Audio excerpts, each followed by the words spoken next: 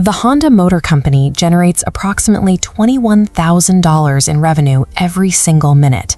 Today, they are a global fixture, manufacturing private jets, advanced robotics, and the high-performance engines used at the elite levels of Formula One. In 1922, the founder of this empire was a 15-year-old dropout who wasn't allowed near a single machine. Soichiro Honda left his village for a job at a Tokyo auto repair shop, only to find he'd been hired to clean the garage and babysit the owner's infant child. Over the next few decades, he faced a series of historical constraints that would have permanently bankrupted most entrepreneurs.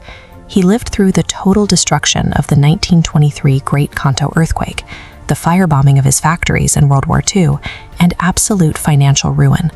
Honda survived by treating every destroyed factory and shattered engine as a mandatory data collection step in the engineering process. This iterative framework for weaponizing disaster explains his ascent far more accurately than simple luck. His first move into manufacturing required his entire life savings and the sale of his wife's jewelry to cast piston rings. However, without formal training, the rings he produced were useless metal, rejected by his customers for failing to meet basic quality standards. At 31 years old, he swallowed his pride and enrolled in high school part-time. He sat in classrooms with teenagers to learn the hard science of metallurgy.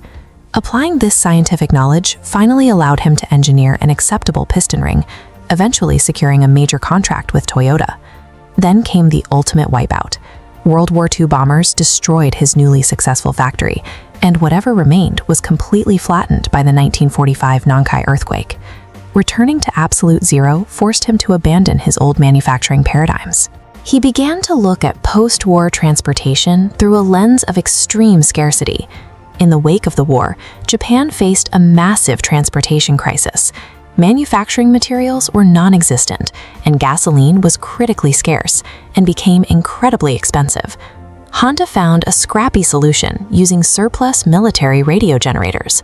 He strapped these small engines directly onto standard bicycles to create cheap, motorized transit for a population that could no longer afford cars. When the surplus engines ran out, he engineered his own.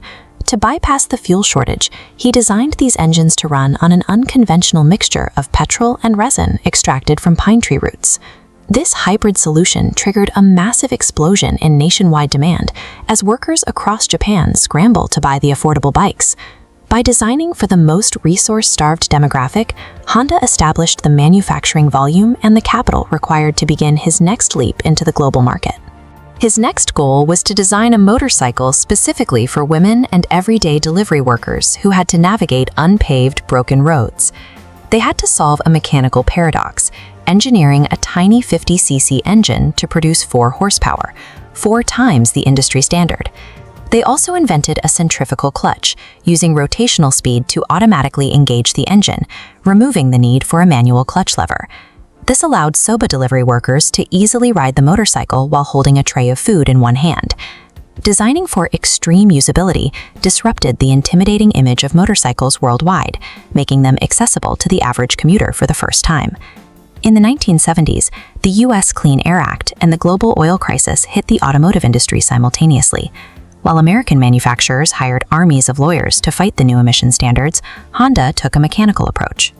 Honda hired engineers to solve the environmental roadblock through direct mechanical innovation. They developed the CVCC engine.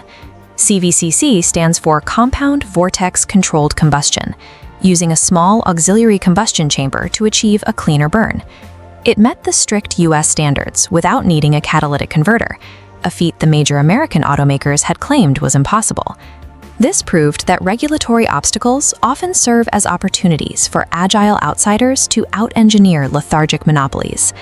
These iterative engineering cycles led to a massive cultural shift. Honda eventually produced over 100 million Super Cubs, making it the most successful motor vehicle in history. Soichiro Honda famously believed that formal diplomas were worth less than a movie ticket.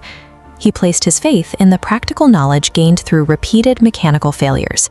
Innovation thrives in the greasy wreckage of a previous bad idea. To build world-changing technology, one must stop viewing failure as an obstacle and start using it as the ultimate laboratory.